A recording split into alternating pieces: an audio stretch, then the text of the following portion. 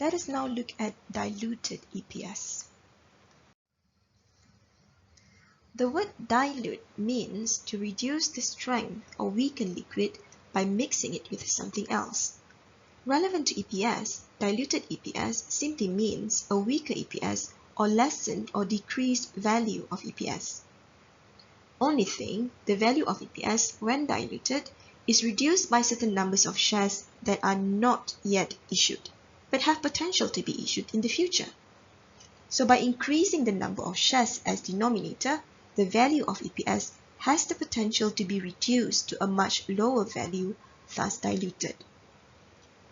So if we initially have basic EPS of 40 cents, and then there is a potential issuance of new shares in the future of another 5 million units, thus the EPS value could be reduced down to 33 cents.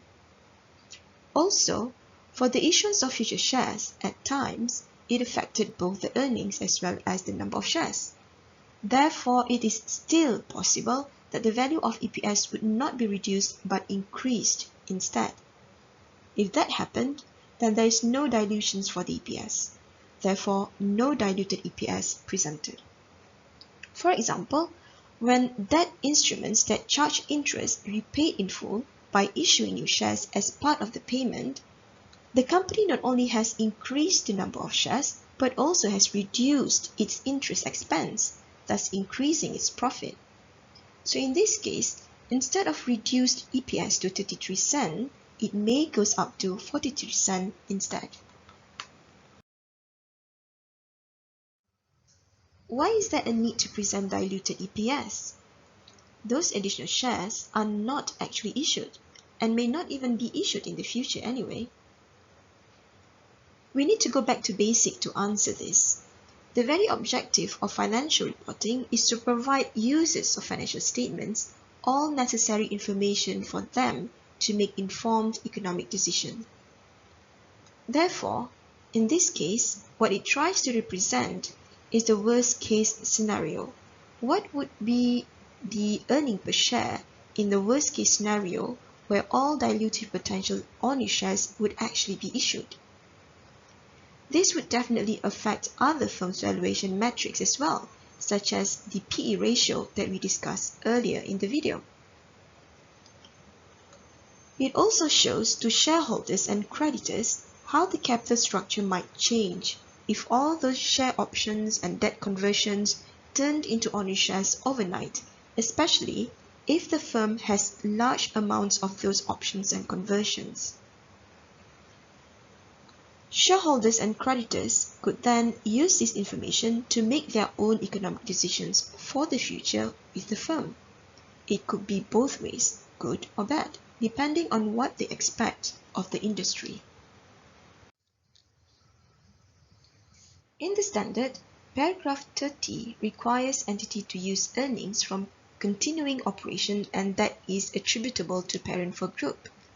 Paragraph 31 requires necessary adjustment to the profit and the weighted average number of shares outstanding for getting to the effects of all dilutive potential ordinary shares, or in short, we shall refer it as DPOS.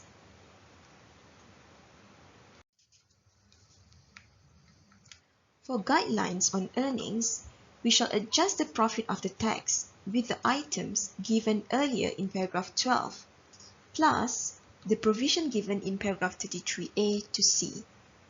We need to also consider the dividend or items related to potential ordinary shares or POS. Perhaps if there is a potential to convert preference share to ordinary shares, thus we no longer need to deduct dividend for preference share.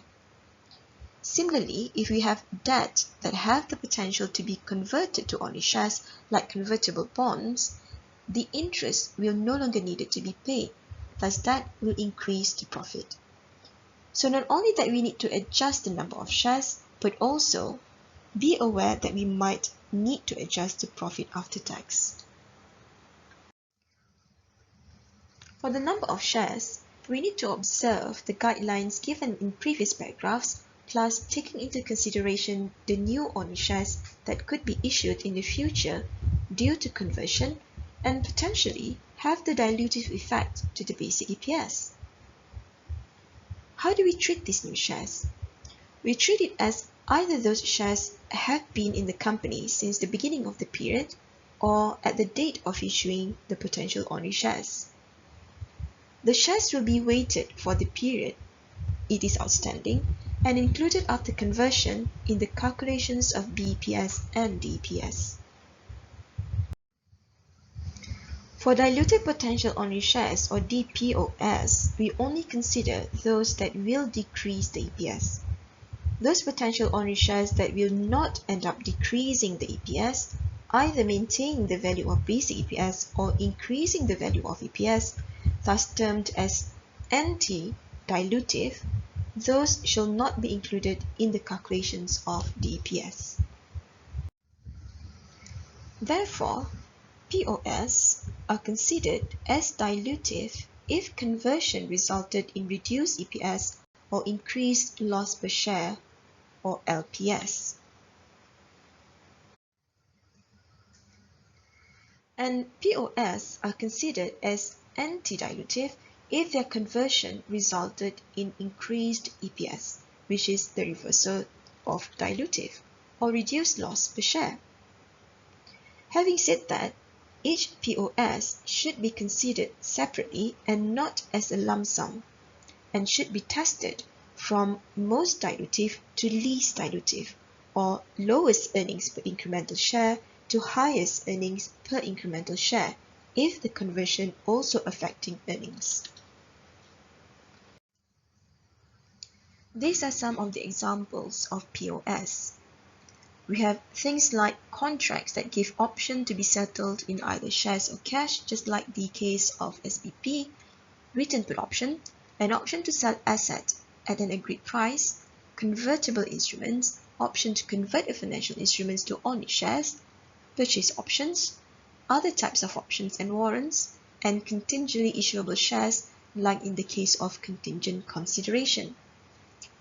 To know whether they are dilutive or anti-dilutive, we need to look at their terms and test for the dilutive effect.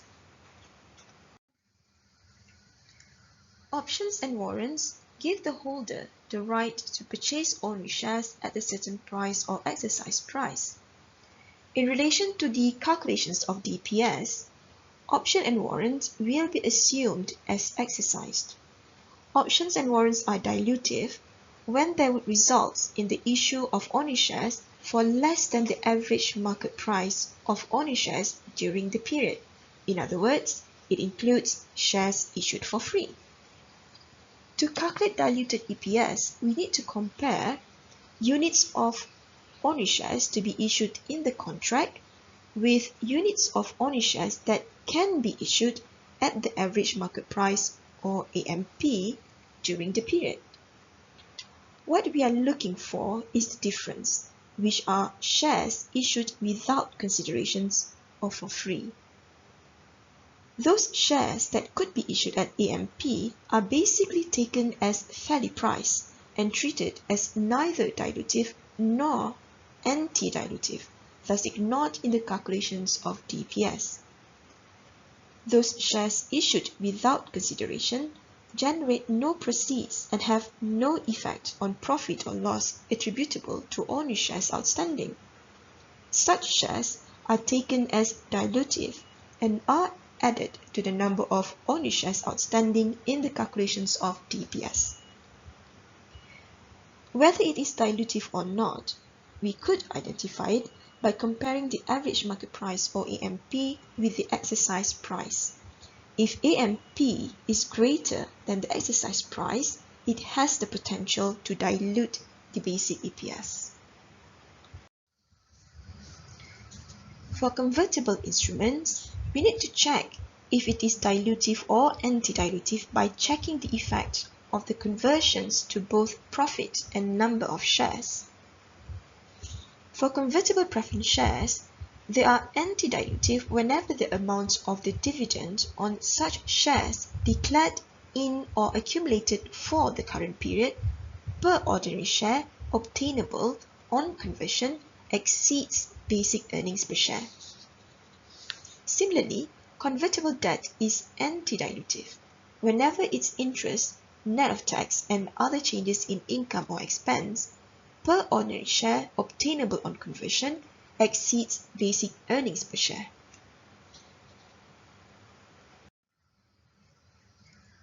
Contingently issuable ordinary shares are ordinary shares issuable for little or no cash or other consideration upon the satisfaction of specified conditions in a contingent share agreement. Just like the calculations of basic EPS, contingently issuable ordinary shares are treated as outstanding and included in the calculations of DPS if the conditions are satisfied, that is, the events have occurred. It should be included from the beginning of the period or from the date of the contingent share agreement if later. If the conditions are not satisfied, the number of contingently issuable shares included in the diluted EPS calculation is based on the number of shares that would be issuable if the end of the period were the end of the contingency period. The number of ordinary shares contingently issuable may depend on several conditions, some of which mentioned in the standard, such as depending on future market price, the average market price over a period of time, or depending on both future earnings and future market price. You can read the details discussions on the considerations to include or exclude in the calculations of Bps and Dps in paragraph 54 to 56 of the standard. Unlike the case of option or warrant, in this contract, exercise or conversion is not assumed. For contracts that may be settled in ordinary shares or cash at the entity's option, the entity shall presume that the contract will be settled in ordinary shares, and the resulting potential ordinary shares shall be included in diluted earnings per share if the effect is dilutive. If such contract includes liability component, we need to adjust the numerator for any changes in profit or loss that would have resulted during the period if the contract had been classified wholly as an equity instrument. That adjustment is similar to the adjustments required in paragraph 33.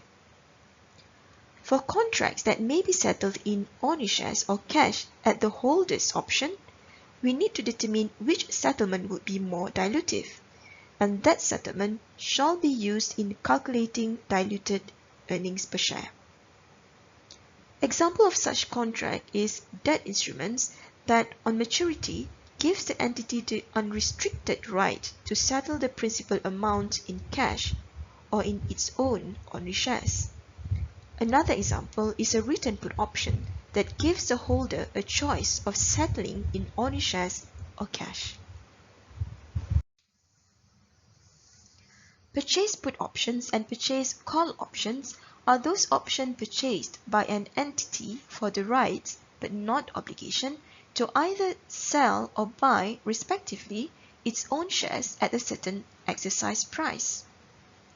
These options are not included in the calculations of diluted earnings per share because including them would be anti-dilutive.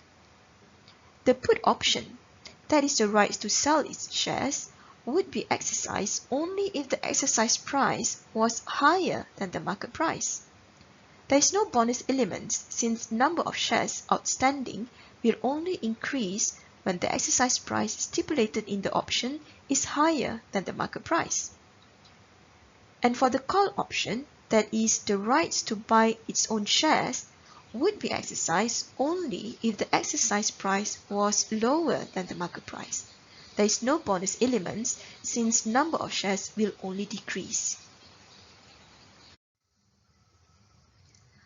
Return put option is where an entity, as the writer of the option, consents or agrees to purchase the underlying shares at a certain price in the future if the contract finishes in the money, where the exercise price is above the average market price.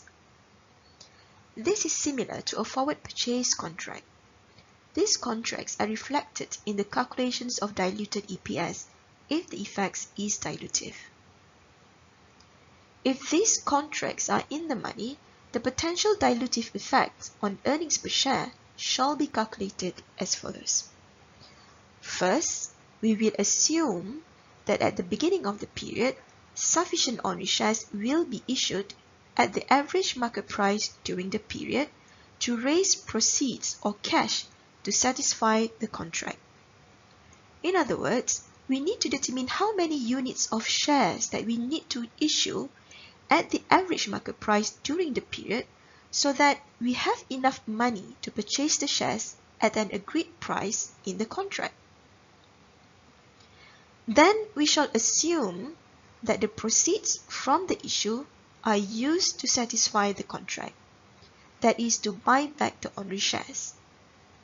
And then the incremental ordinary shares, that is the difference between the number of ordinary shares assumed to be issued at the beginning of the period and the number of ordinary shares purchased to satisfy the contract, shall be included in the calculations of diluted EPS.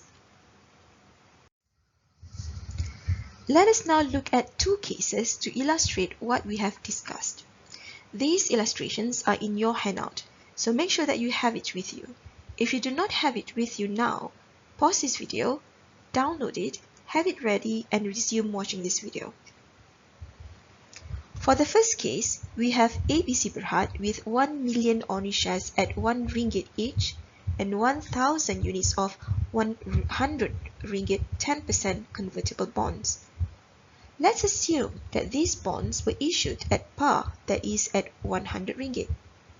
Each bond can be converted into 20 ordinary shares on demand, all of which have been in issue the whole reporting period. The firm's share price was at 4 ringgit and 50 cents per share, and earnings for the period is at 500,000 ringgit. This time, we include tax rate to include tax effect in our calculation. First, we need to calculate the incremental shares. We shall assume all bonds are converted. Thus, we will end up with 20,000 units additional shares. The effect of this is that we do not need to pay any interest on the bond anymore, so this will be a relative increase in earnings. But we also consider tax in this illustration, so we need to calculate the increase in earnings net of tax. So we ended up with 7,900 ringgit. For comparative purposes, let us first calculate the basic EPS. So we have 500,000 earnings as the numerator and 1 million units of shares as the denominator. That results in basic EPS of 50 cents. To determine if the conversions of the shares is dilutive, we need to compare the basic EPS with earnings per incremental share. If the earnings per incremental share is less than the basic EPS, then the conversion is in fact dilutive, and we must calculate the DEPS. So from the incremental shares, we can determine the earnings per incremental shares by dividing the incremental earnings with the incremental shares, and we got 39.5 cents. Therefore, we know that the additional shares have dilutive effect to the basic EPS. Then we can calculate the dilutive EPS, where the earnings will increase by 7,900 ringgit and divided by 1 million plus incremental shares of 20,000 units. We end up with 49.8 cents, 0.2 cents lower than the basic EPS. Let us move on to the second case. In this case, we have ABC Berhad who offered its 50 employees with share options to reward them for their services to the company. Each employee was offered 1,000 share options with exercise price of 5 ringgit.